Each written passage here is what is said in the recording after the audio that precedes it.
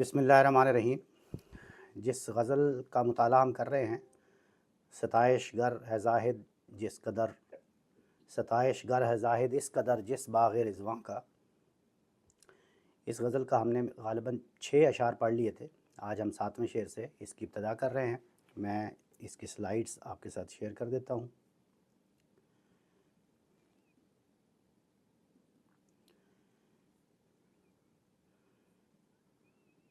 نظر آ رہا ہے جی؟ جی آ رہا ہے۔ Okay, excellent.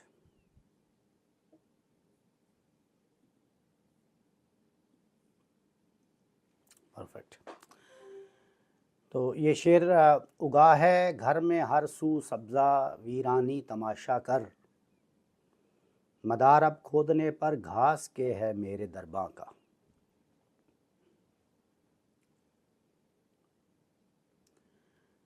اگا ہے گھر میں ہر سو سبزہ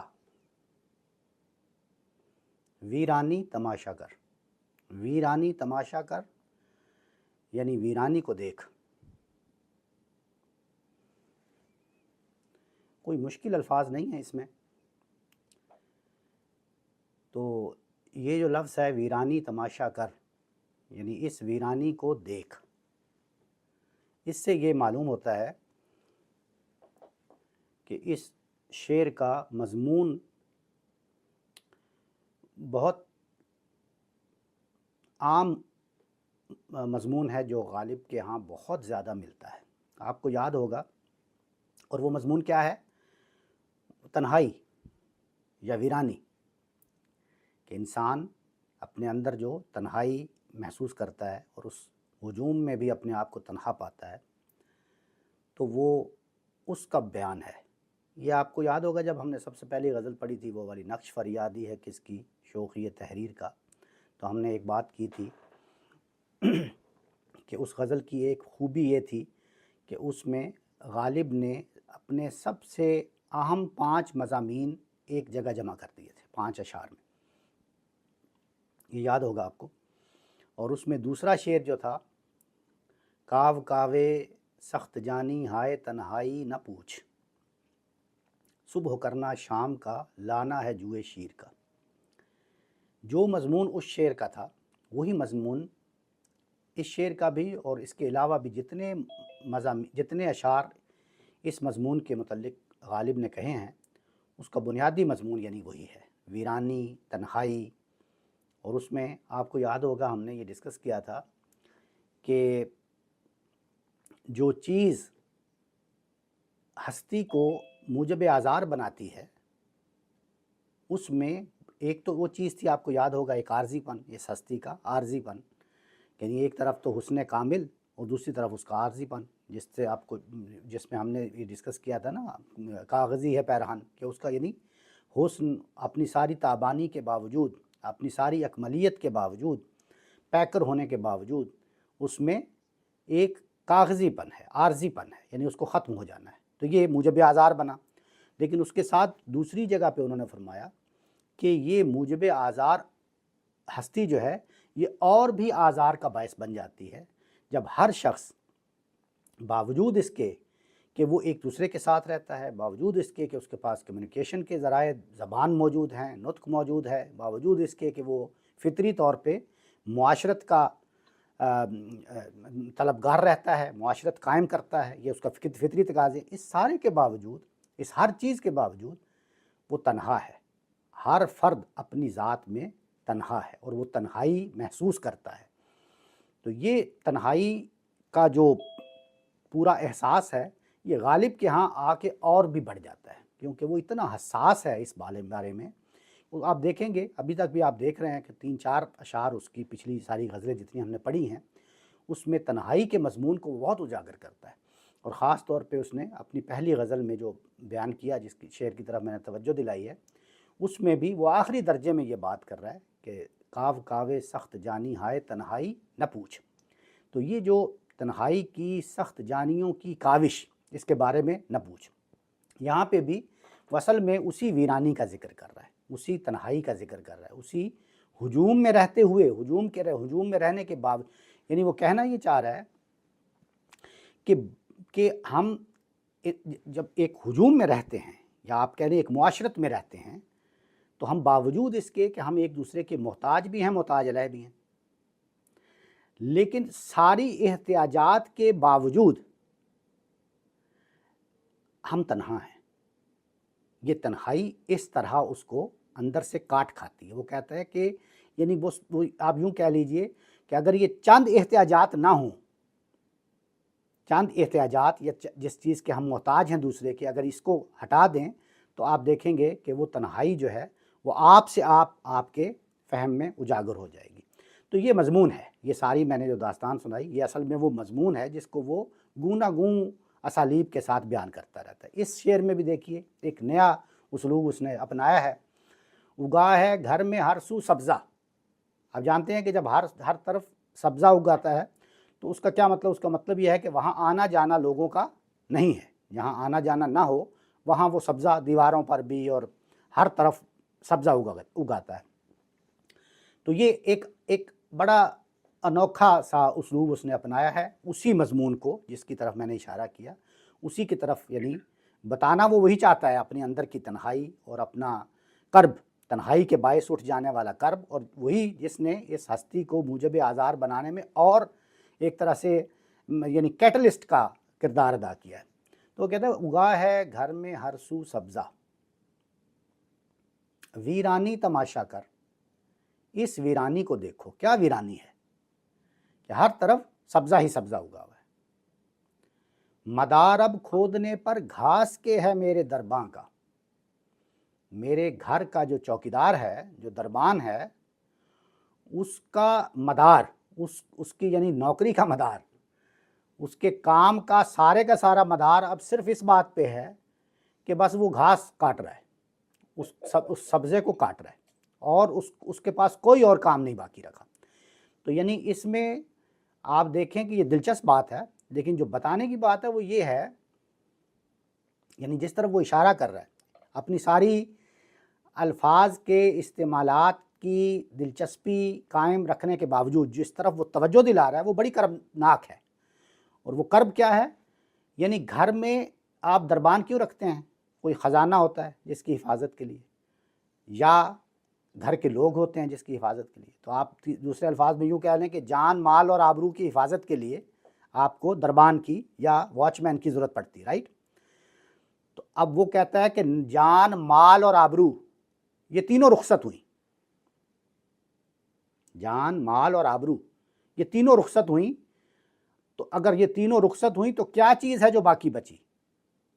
اگا ہے گھر میں ہر سو سبزہ، تو ہر طرف گھاس اگی ہوئی ہے، دیواروں پر بھی، صحن میں بھی، ہر طرف گھاس ہی گھاس اگی ہوئی ہے، نہ کسی کا آنا جانا ہے، نہ کوئی خزانہ ہے یہاں پہ، نہ مال ہے، نہ جان ہے، نہ آبرو ہے۔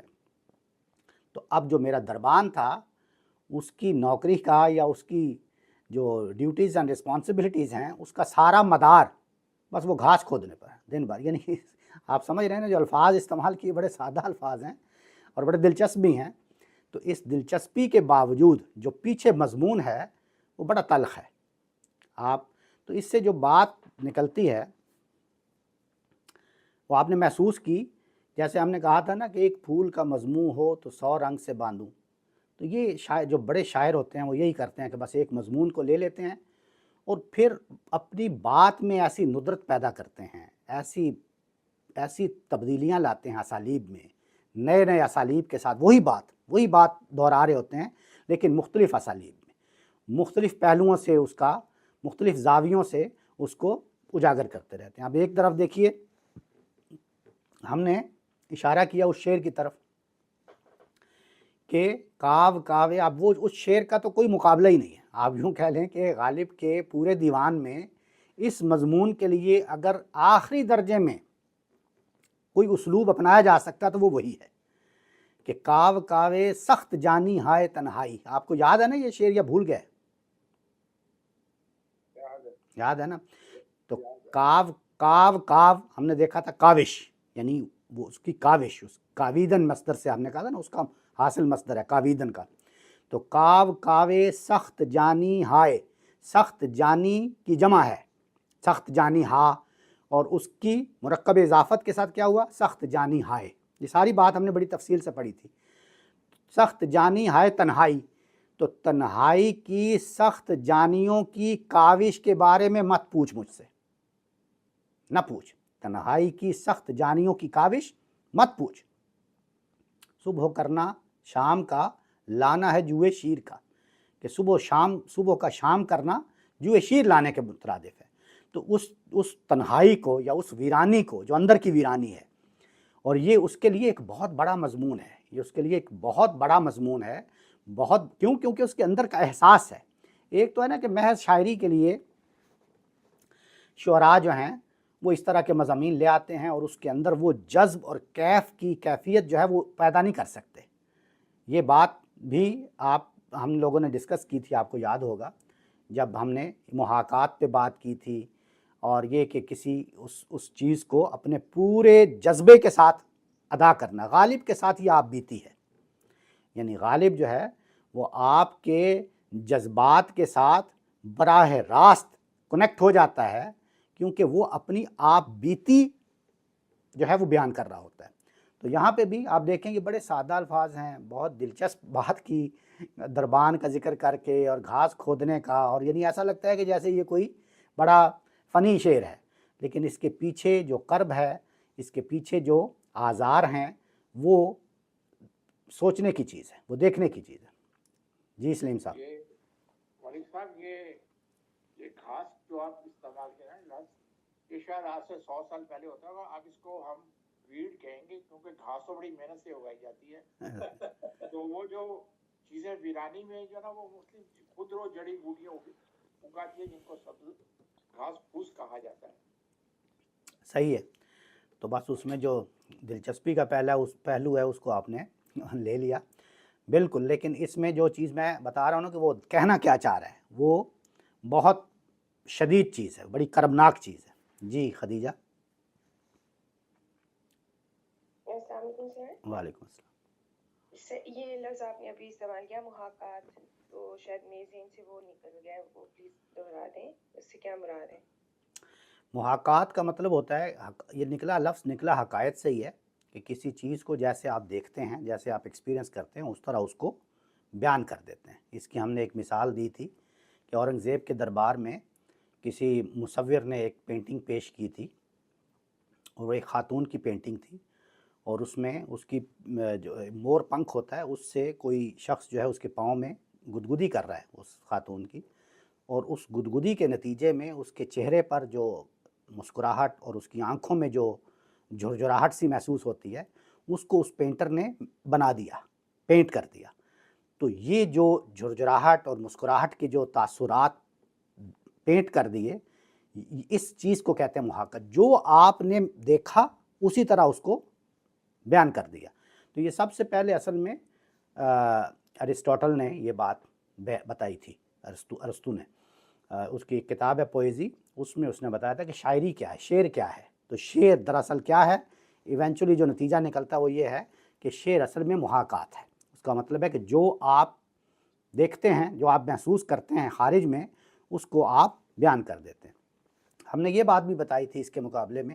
پھر یہ شبلی نعمانی، مولانا شبلی نعمانی کی ایک کتاب ہے شعر العجم، اس کے 4تھا باب ہے غالباً، جس میں شعر کی حقیقت و ماہیت کے بارے میں بتایا گیا ہے. اس میں بھی انہوں نے اسی بات کو بیان کیا تھا کہ شعر کیا ہے، شعر محاکات ہے. لیکن بعد میں نے یہ عرض کیا تھا کہ مولانا امام حمید الدین فراہی کی ایک کتاب ہے نا، چھوٹا سا رسالہ ہے جمرۃ البلاغہ، عربی میں ہے وہ، اس میں انہوں نے جو بیان کیا وہ یہ تھا کہ یہ اصل میں تو جو ایک تو ہے کہ آپ نے جو دیکھا، جو کچھ آپ نے دیکھا یا محسوس کیا، دیکھا کیا یعنی محسوس کیا، جو آپ کے محسوسات ہیں نا، آپ کے سینسز ہیں، جو کچھ اس کو فیل کرتے ہیں اسی طرح آپ نے اس کو بیان کر دیا. اگر پینٹر ہے تو وہ پینٹ کر دے گا، شاعر ہے تو وہ شاعری میں بیان کر دے گا، اسی طرح کوئی موسیقار ہے تو وہ موسیقی میں بیان کر دے گا، وغیرہ وغیرہ. لیکن انہوں نے کہا کہ یہ اصل میں محض ایسا نہیں کہ جو محسوسات آیا وہ کر دیا، نہیں، یہ تو خارج سے آیا نا محسوسات، ایک باطن کا احساس بھی ہے. تو باطن میں جب آپ کی کوئی چیز گئی تو آپ کے باطن پر جو واردات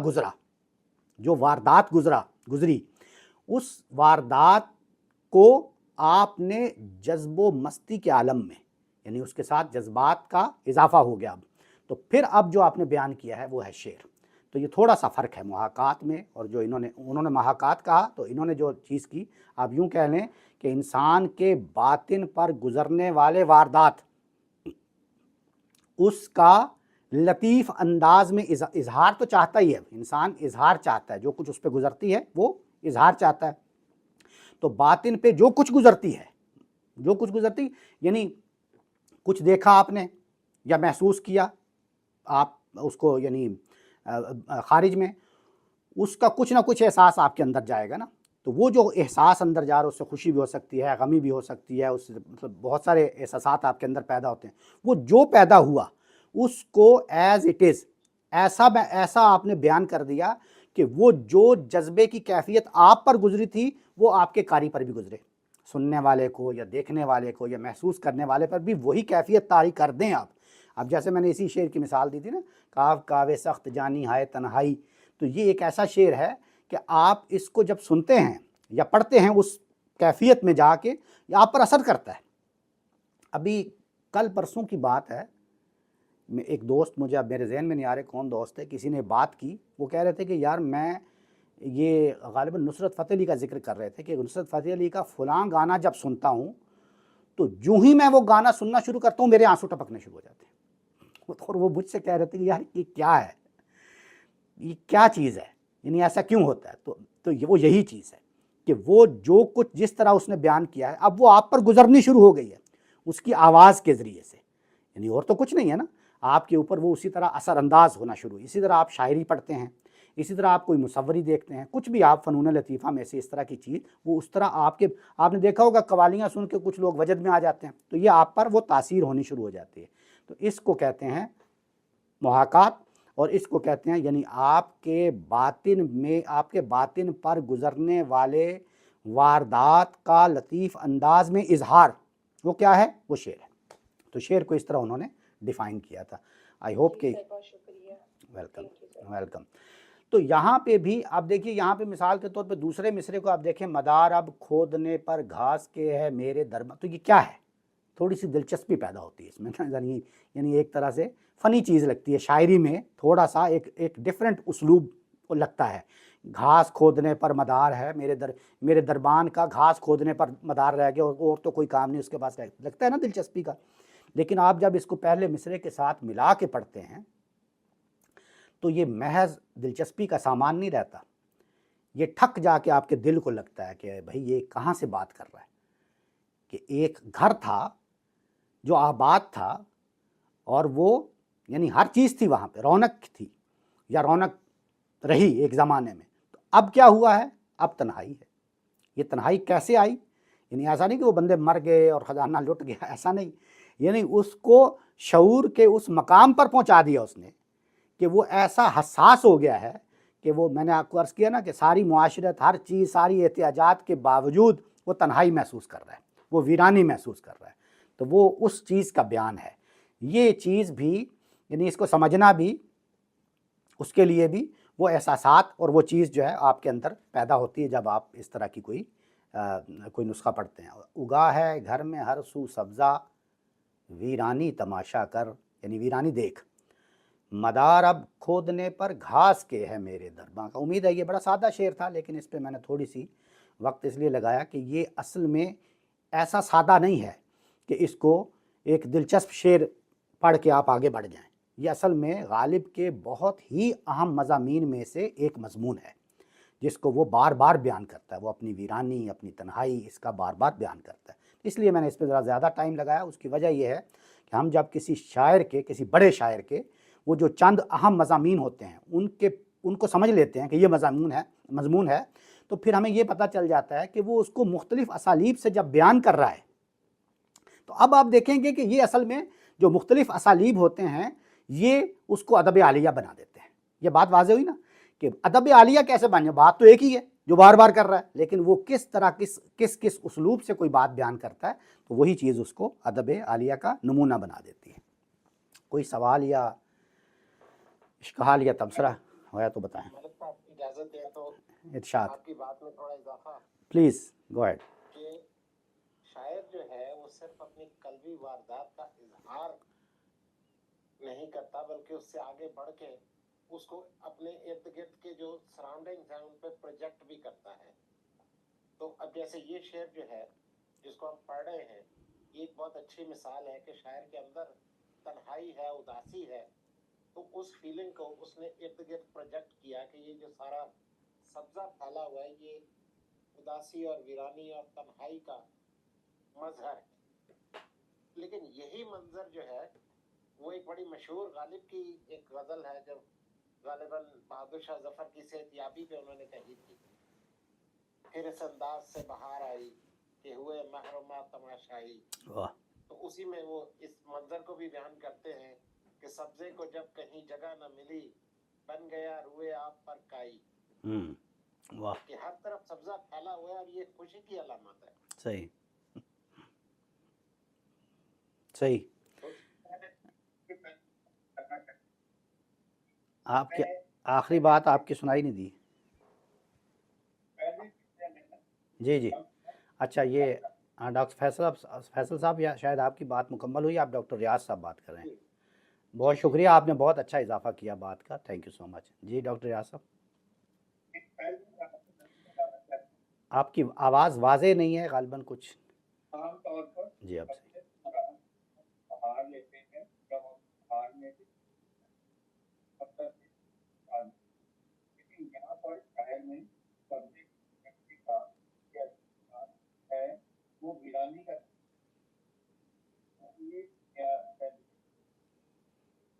جی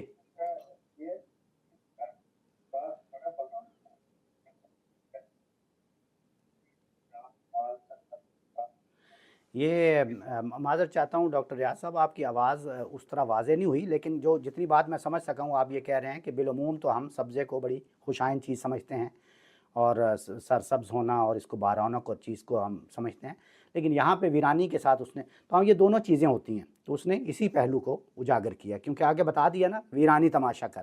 حالانکہ اگر ویرانی کا لفظ استعمال نہ کرتا تو جیسے ڈاکٹر فیصل صاحب نے توجہ دلائی کہ وہ سبزہ دوسرے معنوں میں تو عام استعمال ہوتا ہے, یعنی سرسبز و شاداب جیسے ہم کہتے ہیں, کوئی پھول اور سبزہ وغیرہ, لیکن یہاں پہ وہ یہ ہر سو سبزے کا ذکر کر کے ویرانی کی طرف ہی توجہ دلا رہا ہے, اور وہ ویرانی کیا ہے, وہ تنہائی ہے.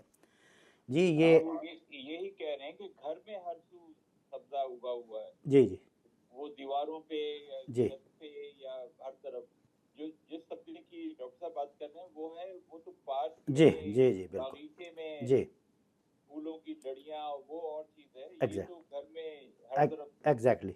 اور ویسے بھی انہوں نے وہ واضح کر دیا نا, وہ لفظ ویرانی لکھ کے یہ بات واضح کر دی کہ یہ کون سا سبز ہے. یہ ایک اور میں یہ چاہوں گا کہ ڈاکٹر فیصل جب وہ بات کر رہے تھے اس میں بات کٹ گئی تھی جب آپ نے کہا تھا کہ ہر سو کائی ہے اور یہ سب خوشی ہے, اس کے بعد سے بات کٹ گئی تھی, تو آپ نے اس کے بعد کیا کہا تھا دوبارہ سے آگے کہہ. جی جی ڈاکٹر فیصل آپ سے مخاطب ہیں کہ آپ جو بات کر رہے تھے اس میں آخری بات ہم سن نہیں پائے. جی میں یہی بات کہنا چاہ رہا تھا کہ شاعر جو ہے اپنی قلبی واردات کو ارد گرد کے مظاہر کے اوپر پروجیکٹ کر رہا ہے کہ اس شعر میں وہ سبزے کو دیکھتا ہے اور اس کو ویرانی کا مظہر دیکھتا ہے کیونکہ اس کے دل میں ویرانی ہے, اس کی فیلنگ میں تنہائی ہے. صحیح. لیکن دوسرے مثال میں جب بادشاہ صحتیاب ہو کے نکلا, غسل صحت کیا, ہر طرف خوشی کا سماں ہے, تو ہر طرف جو سبزہ پھیلا ہوا ہے جی باغوں میں بہاروں میں وہ خوشی کا منظر نظر آ رہا ہے. تو شاعر کی صرف حالات کو بیان کر دینا ہی اس کا کمال نہیں ہے, بلکہ اپنی دلی واردات کو حالات کے اوپر منطبق کرنا, پروجیکٹ کرنا جو ہے وہ اس کا اصل کمال ہے. بالکل کوئی شک نہیں ہے. بہت خوبصورت بات کیا آپ نے, تھینک یو سو مچ. ایک ہینڈ ریز ہوا ہوا بڑی دیر سے, ان کا نام نہیں ہے سامنے لکھا ہوا, آئی فون 12. السلام علیکم, دانیال حسین ملک صاحب. جناب میرا نا آپ سے تھوڑا شاید عجیب سوال ہی ہوگا. میرا سوال یہ ہے کہ غالب جیسے لوگ اللہ تعالیٰ ہر بار پیدا کرتے تھے, یہ صدیوں میں کوئی ایک ہوتا ہے. نہیں, آپ ابھی نوجوان ہیں, ہو سکتا ہے آپ آئندہ جا کے غالب سے بھی آگے بڑھ جائیں. غالب سے بھی جواب ملے آپ. ہاں نہیں, غالب دیکھیں اس میں کوئی شک نہیں ہے کہ اللہ ताला जो सलाहियतें देते हैं उसको इंसान जो है वो सबसे पहले तो ये कि रिकग्नाइज़ करे। इंसान को अल्लाह ने जब पैदा किया होता है तो उसमें तो बड़ी सलाहियतें, हर तरह की यूनिक सलाहियतें अल्लाह ताला दे के ही पैदा करते हैं। अनफॉर्चुनेटली हमारे माहौल ये होता है कि हम सबसे पहली बात तो यह कि उसको पहचान ही नहीं पाते कि मुझे क्यों पैदा किया गया, मेरे अंदर क्या सलाहियतें दे के पैदा किया। आपने देखा होगा कि एक इंसान के अंदर क्वालिटीज़ और उसके अंदर जो कैपेबिलिटीज़ होती हैं वो अल्लाह ने हो सकता है उसको कोई शायर पैदा किया हो और वो जो है वो पायलट बना हुआ है या डॉक्टर बना हुआ है, शायरी करता ही नहीं। अल्लाह ने उसको मुसव्वर पैदा किया हो वो कोई, तो वो जो चीज़ के लिए पैदा किया होता है उसको सबसे पहले रिकग्नाइज़ किया जाए अंदर की उस क्वालिटी को, और उसके बाद उसको पॉलिश किया जाए। तो ये ऐसा होता है कि अल्लाह ने इसके मामले में बड़ा बैलेंस किया होता है। ऐसा नहीं कि गालिब एक पैदा हो गया तो दुनिया में फिर कोई गालिब पैदा ही नहीं होगा, ये थोड़ी सी एग्जेजरेशन होगी अगर आप ऐसा कहेंगे। लेकिन इसमें कोई शक नहीं है कि वो अबकरी शख्सियात जो ना सिर्फ इसको पहचान लेती हैं और फिर ऐसा पॉलिश करती हैं और फिर उस चीज़ को वो अपने आखिरी दर्जे में पहुंचा देती हैं, ऐसी बहुत सारी शख्सियात हैं और वो अपना फिर नाम भी कमाती हैं। अगर इनका एक शेर है ना इकबाल का,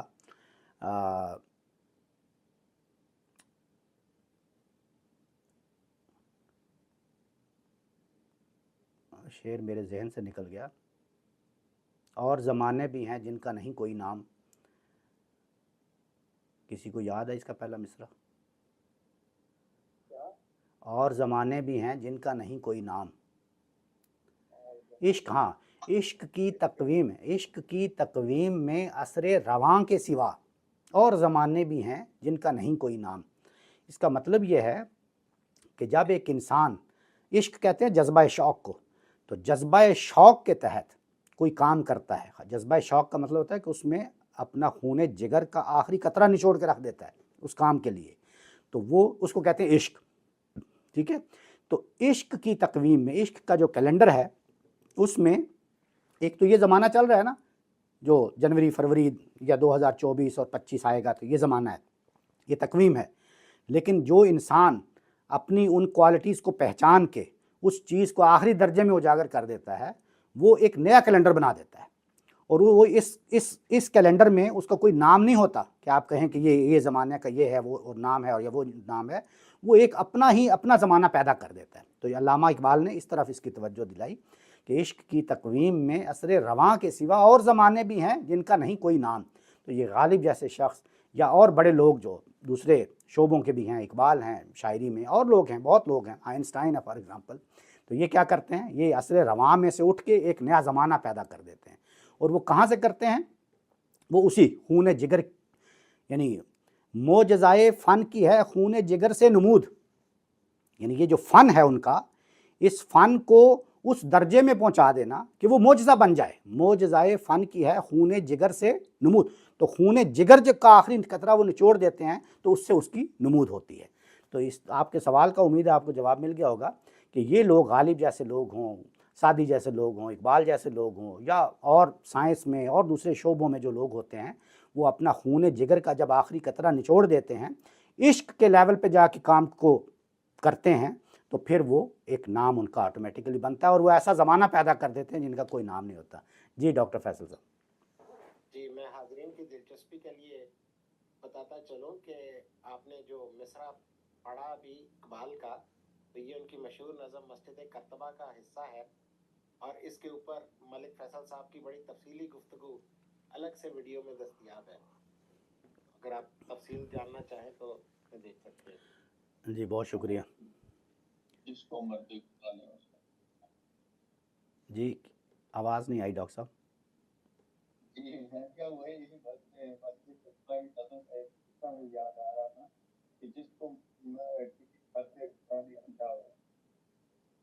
आज आपकी आवाज़ जो है ना वो थोड़ा सा कनेक्शन में कुछ मसला है, आपकी बात पूरी तरह पहुंच नहीं रही। जी इसमें भी देखें सारे उन्होंने बड़े खूबसूरत शेर है ये। अब बात तो हमारी कहीं और चली जाएगी, लेकिन इस सवाल के जवाब में ये जो मैंने दूसरा मिसरा आपको बताया ना, मोजज़ाए फ़न किया खून जिगर से नमूद, इसका जो पहला मिसरा है वो बड़ा ज़बरदस्त है। उसमें उन्होंने एक ही मिसरे में, यानी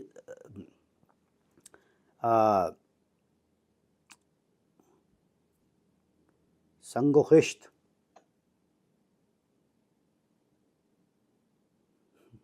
आज मुझे शेर भूल रहे हैं, किसी को पहला मिसरा याद है इसका? जी حرف و صوت سنگ و خشت اینی ہاؤ، اس میں ایک ہی مصرے میں انہوں نے بہت سارے فنون لطیفہ 6-7 فنون لطیفہ کا ایک ہی مصرے میں ذکر کر کے اور دوسرے مصرے میں یہ بتایا ان میں سے کوئی بھی چیز ہو تو معجزہ فن کی ہے خون جگر سے نمود.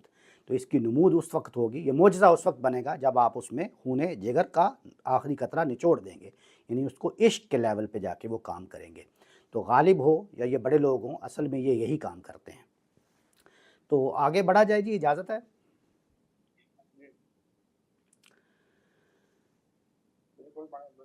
جی آگے شعر ہے جی. خاموشی میں نہاں خوں گشتہ لاکھوں آرزوئیں ہیں، چراغ مردہ ہوں میں بے زباں گورے غریباں کا. بہت ہی اچھا شعر ہے، بہت ہی اچھا شعر ہے یہ. خاموشی میں نہاں، نہاں مطلب چھپی ہوئی، پوشیدہ، مضمر. میری خاموشی میں چھپی ہوئی ہیں خوں گشتہ لاکھوں آرزوئیں، لاکھوں آرزوئیں خون ہوئی ہوئی، قتل ہوئی ہوئی اس کے اندر چھپی ہوئی ہیں. ایسا نہیں ہے کہ میں محض خاموش ہوں تو بس خاموش ہوں. یہ خاموشی فار دا سیک آف خاموشی نہیں ہے. لاکھوں آرزوؤں کے قتل کے بعد یہ خاموشی پیدا ہوئی ہے. یہ پہلے مصرے میں بات مکمل ہو گئی. خاموشی میں نہاں خوں گشتہ لاکھوں آرزوئیں ہیں. بہت ہی خوبصورت مصرع ہے یہ. خاموشی میں نہاں خوں گشتہ لاکھوں آرزوئیں ہیں. ایسا نہیں ہے کہ یہ خاموشی بس خاموشی ہے، یہ محض خاموشی نہیں ہے. لاکھوں آرزوئیں اور لاکھوں آرزوؤں کا قتل ہوا ہے، پھر یہ خاموشی پیدا ہوئی ہے. خاموشی میں نہاں خوں گشتہ لاکھوں آرزوئیں ہیں. اور دوسرے مصرے میں چراغ مردہ ہوں میں بے زباں گورے غریباں کا. کیا بات ہے، یعنی چراغ مردہ ہوں، بجھا ہوا چراغ، میں بے زباں، اپنے آپ کو بے زباں بتایا، یعنی اپنی خاموشی کے اعتبار سے میں بے زباں گورے غریباں کا، غریب کی قبر کا. چراغ مردہ ہوں میں بے زباں گورے غریب، یعنی یہ تینوں جو تراکیب ہیں، چراغ مردہ، بے زباں اور گورے غریباں، یعنی بہت ہی کمال شعر ہے یہ. خاموشی میں نہاں خوں گشتہ لاکھوں، یہ آپ ذرا گورے غریباں جو ہے، یہ بعض لوگ تو اس کو مفلس کی قبر سمجھتے ہیں. مفلس کی قبر بھی ٹھیک ہے، غریب کا مطلب مفلس بھی ہوتا ہے، غریب کا مطلب مسافر بھی ہوتا ہے. تو جب ایک مسافر سفر میں مر اب تو خیر جہاز میں واپس آ جاتا اپنے گھر میں یا گاڑیوں میں. آپ جانتے ہوں گے، فلموں میں آپ نے دیکھا ہوگا پرانے زمانے میں جب کوئی مسافر فوت ہو جاتا تھا تو پھر اس کی قبر وہیں بنا دی جاتی تھی جہاں سے وہ قافلہ گزر رہا ہوتا تھا. آپ جانتے ہیں کہ رسالت مآب صلی اللہ علیہ وسلم کی والدہ سیدہ آمنہ، ان کی بھی قبر جو ہے وہ شہر سے بہت باہر، وہ سفر میں تھی. جی جی، تو وہ وہیں پہ فوت ہوئی تو وہیں پہ دفنا دیا، تو شہر میں تو نہیں تھی. تو پھر جب رسالت مآب صلی اللہ علیہ وسلم وہاں سے ایک سفر میں گزر رہے تھے تو آپ اتر کے بڑی دیر تک اس سے لپٹ کے روتے رہے. تو یہ گورے غریباں یعنی مسافر کی قبر بھی اس کا مطلب ہوتا ہے، ویسے مفلس کی بھی ہوتا ہے. تو یہ دونوں یہاں پہ لفظ کے معنی فٹ ہوتے ہیں، کیونکہ چراغ مردہ، جی امام حسین کے حوالے سے بھی، ہاں بالکل، جی بالکل ایسے ہی، بالکل ایسے ہی. تو چراغ مردہ جو ہے، اب دیکھیں چراغ مردہ اگر آپ مثال کے طور پہ اس کو مفلس کے معنوں میں لیں گے تو پھر بھی ٹھیک ہے کہ مفلس کے پاس تیل ہی نہیں ہے، اس کو چراغ کو جلتا رہنے کے لیے کون اس کو جلائے گا، تو چراغ اس لیے مردہ ہو گیا. اور اگر مسافر کے معنوں میں لیں گے تو پھر بھی کون اس کو وزٹ کرے گا، کون جا کے چراغ جلائے گا. تو چراغ مردہ انہوں نے اپنے لیے یہ لفظ استعمال کیا، میں خود یعنی چراغ مردہ ہوں اور اسی لیے میں بے زبان ہوں. اور گورے غریباں کا یعنی یا تو مسافر کی قبر کا یا مفلس کی.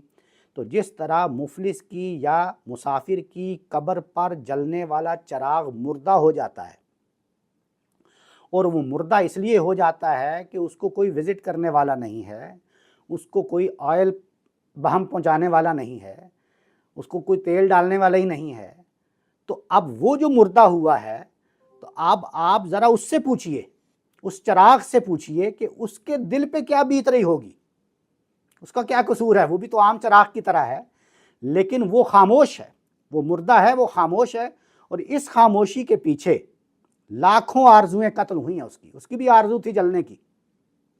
تو اب دونوں مصروں کو ملا کے پڑھیے کہ میں بھی اگر خاموش ہوں آج تو میری خاموشی کے اندر چھپی ہوئی لاکھوں آرزوؤں کا قتل ہوا ہے. بالکل اسی طرح جس طرح کسی مفلس کی یا کسی مسافر کی قبر پر جلنے والا چراغ مردہ ہو جائے تو بے زبان ہو جائے. یہ واضح ہوا جی شعر. خاموشی میں نہاں ہوں گشتہ لاکھوں آرزویں ہیں، چراغ مردہ ہوں میں بے زباں گور غریباں کا. بہت زبردست شعر لگتا ہے مجھے یہ. وہ ہے نا ایک خاموشی میرا شیوا، اس کا تو خیر مضمون اور ہے، لیکن خاموشی میرا شیوا گفتگو ہنر اس کا، خاموشی میرا شیوا گفتگو ہنر اس کا، میری بے گناہی کو کوئی کیسے مانے گا. خاموشی میرا شیوا گفتگو ہنر اس کا، میری بے گناہی کو کوئی کیسے مانے گا. بات بات پر جب کہ مانگنا حوالوں کا، ریت اس نگر کی ہے اور جانے کب سے. تو یہ خاموشی کے حوالے سے یہ شعر ہے. تم ابھی ایک اور شعر سناتا ہوں اسی غزل کا. تم ابھی نئے ہو نا اس لیے پریشاں ہو، تم ابھی نئے ہو نا اس لیے پریشاں ہو، آسمان کی جانب تم اس طرح سے مت دیکھو. آفتیں جب آنی ہوں ٹوٹنا ستاروں کا، ریت اس نگر کی ہے اور جانے کب سے. اور شہر کے یہ باشندے نفرتوں کو بو کر بھی انتظار کرتے ہیں فصل ہو محبت کی. شہر کے یہ باشندے نفرتوں کو بو کر بھی انتظار کرتے ہیں فصل ہو محبت کی. بھول کر حقیقت کو ڈھونڈنا سرابوں کا، ریت اس نگر کی ہے اور جانے کب سے. اب یہ پتہ نہیں میں نے کہاں سے شعر آئے اور میں نے آپ کو سنا دیے. تو یہ ایک بڑے انفیملیئر شاعر ہیں، مغیرہ نام ہے ان کا. تو اینی ہاؤ خاموشی پر ہو رہی تھی بات. مستقل بولتا ہی رہتا ہوں، مستقل بولتا ہی رہتا ہوں، کتنا خاموش ہوں میں اندر سے. یہ جون ایلیا ہیں. تو ہاں، کتنا خاموش ہوں میں اندر سے. خاموشی میں نہاں ہوں گشتہ لاکھوں آرزویں ہیں، چراغ مردہ ہوں میں بے زباں گور غریباں کا. یہ 3 ترکیب بڑی اچھی انہوں نے استعمال کی ہیں. تو آج ارادہ تو 3 اشعار پڑھنے کا تھا، لیکن یہ نیچے والا شعر بہت ہی زبردست ہے، اس لیے it will take some time. تو میرا خیال ہے 2-3 منٹ باقی رہ گئے ہیں، تو یہاں اس کو روکتے ہیں. کوئی سوالات اگر آپ کے ہوں یا کوئی تبصرہ ہو یا کوئی کومنٹ ہو، کچھ بھی. آپ نے بڑے خوبصورت اشعار پڑھے، لیکن میر کا ذکر نہیں کیا آپ نے. پلیز ارشاد. میر کا ذکر میں کرتا ہوں. جی شام سے کچھ بجھا سا رہتا ہوں، دل ہوا ہے چراغ مفلس کا. واہ واہ واہ. سر یہ بھی ذرا میر کا اس کی تشریح کر دیں. دار سے اٹھ کر کعبے آیا میر، خدا جس کو چاہے خراب کرے. جب وہ دار سے کعبے آ گئے تو خراب کیسے ہوگا وہ؟ یہ ڈاکٹر فیصل صاحب بتائیے آپ ذرا.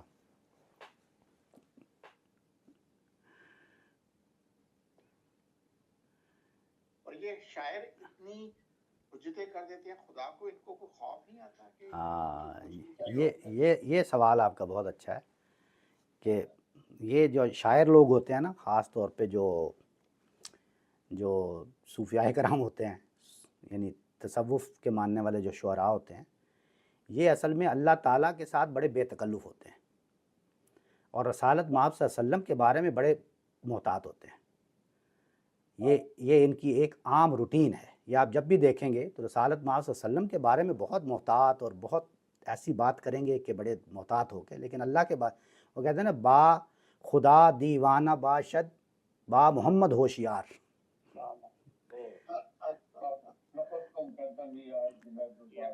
جی ہاں بالکل. تو اللہ کے بارے جی جی طارق بھائی وہ میرا شعر رہ گیا اس کی، وہ بتائیں وہ خراب کیسے ہوا؟ بس وہ تو آپ نے دوسرا کمنٹ جو کیا نا وہ پہلے کا جواب ہے، اسی کی تشریح ہے. بالکل. جی طارق صاحب. میں یہ کہہ رہا تھا کہ خاموشی گفتگو ہے، بے زبانی ہے زبان. واہ خاموشی. خاموشی کے اوپر آپ نے کہا تھا جی جی جی کہ کریں کہ ٹائم ہمارا پورا ہو گیا، اور کریم صاحب کا سوال جو ہے وہ کسی اور محفل میں ڈسکس ہوگا. یہ نہیں انہوں نے خود ہی جواب دے دیا اس کا.